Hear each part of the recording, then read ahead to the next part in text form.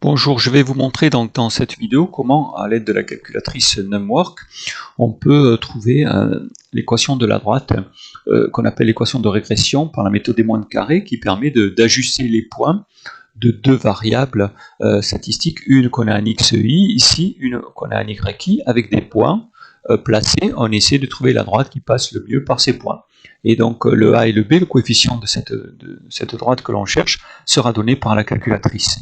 Alors, il faudra, moi j'ai la fiche sous les yeux, il faudra rentrer ces nombres-là, tout à l'heure sur la calculatrice, enfin tout à l'heure, tout de suite. Alors on va passer à la calculatrice Numwork, tout est indiqué ici. Donc on va suivre ce qui est écrit pour avoir, on va voir le A et le B, vous voyez le A et le B c'est ce qui nous intéresse ici. On aura normalement les mêmes résultats que ces captures d'écran que j'ai réalisées ici. Alors, on va prendre la calculatrice Numwork. Alors, quand vous avez la calculatrice Numwork, vous vous retrouvez en fait avec ça quand vous l'allumez. Alors nous, on va aller à régression. C'est facile à retenir, on cherche la droite de régression. On fait OK. Alors là, il se peut que, si vous avez fait un exercice avant, par exemple, il se peut que les colonnes Y1 et X1 soient déjà remplies et que vous devez effacer. Alors, si on veut effacer, on va ici aller à données. On va aller à données. Ici, on va à x1. On fait donc OK, là, hop, et on fait effacer la colonne. Effacer la colonne. Donc on fait OK, ça a effacé les colonnes. Voilà, ici. Et en même temps, ça a effacé y1. Normalement, ça aurait dû effacer que x1, y1. Là, j'ai tout effacé. Donc, vous voyez, je reviens sur x1, effacer la colonne. Oui, en x2, il y avait, je ne me souviens plus en x1 s'il y avait quelque chose. Mais vous avez vu le principe. Je fais OK, effacer la colonne. Oui. Bon, alors, je refais parce que j'ai pas bien vu, moi, ce qui s'est passé. Imaginons que là, c'est parce que ça s'est rempli en même temps, en fait. Je remplis n'importe quoi pour voir un peu. Voilà, je vais en ici, OK, effacer la colonne. Ah, ça s'efface pas. Alors c'est un Y1, il faut aller en Y1. Ah, alors, bon, je suis en train de chercher comme vous, je reprends ma feuille, je fais OK, effacer la colonne, voilà, ça m'efface tout. Alors, donc vous allez en Y1 et ça efface tout. Donc une fois qu'on a ça, on va rentrer en Y1, on va rentrer les valeurs. Alors on a 1, 2, 3, 4, 5. Oui, parce qu'en fait, vous voyez, chaque fois que je remplis la colonne Y, il se remplit la colonne, quand je remplis la colonne X, se remplit la colonne Y. Donc elles sont jumelées les deux. Et il faut donc effacer X1, la colonne X1, qui efface aussi la colonne Y1. Donc par contre, en Y1, je vais marquer mes valeurs. Donc je prends ma petite feuille là que j'ai sous les yeux. Et je vais rentrer 36.5. Hop, 36.5, 43.6,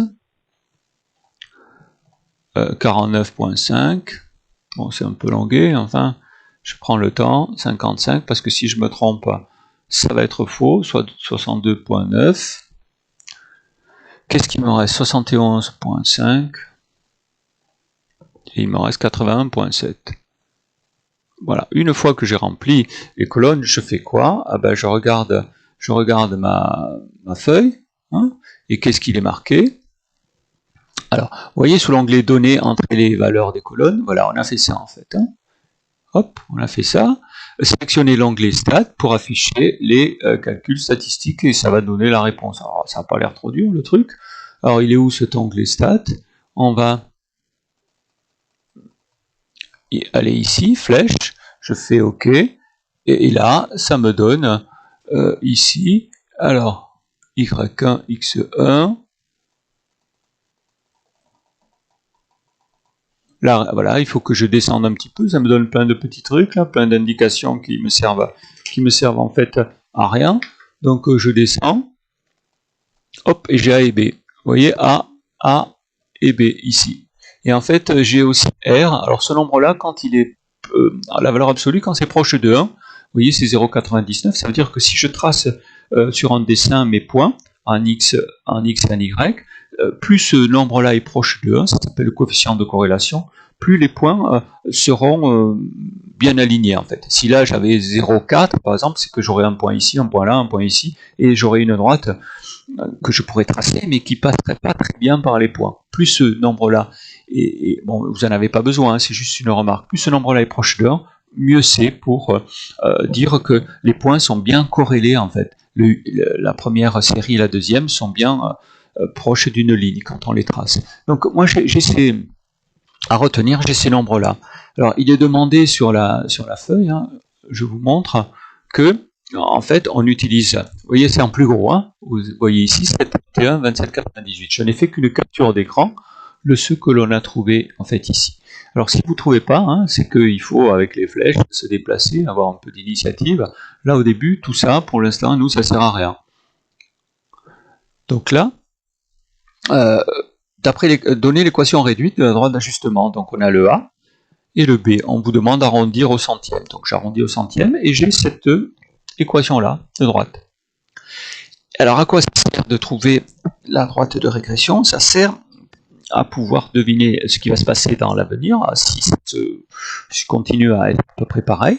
Là, c'était en 2011, on avait appelé ça 1, 2012, 2, et avec un petit calcul simple, on s'aperçoit que pour 2026, ce sera le numéro 16. Et donc, en fait, on remplace x par 16, et on a une prévision en 2026 du chiffre d'affaires. Voilà, donc comment se servir de la calculatrice Numwork pour obtenir, alors c'est important, je vous le montrerai qu'une fois hein, sur cette vidéo, comment on s'en sert pour trouver le A et le B. Voilà.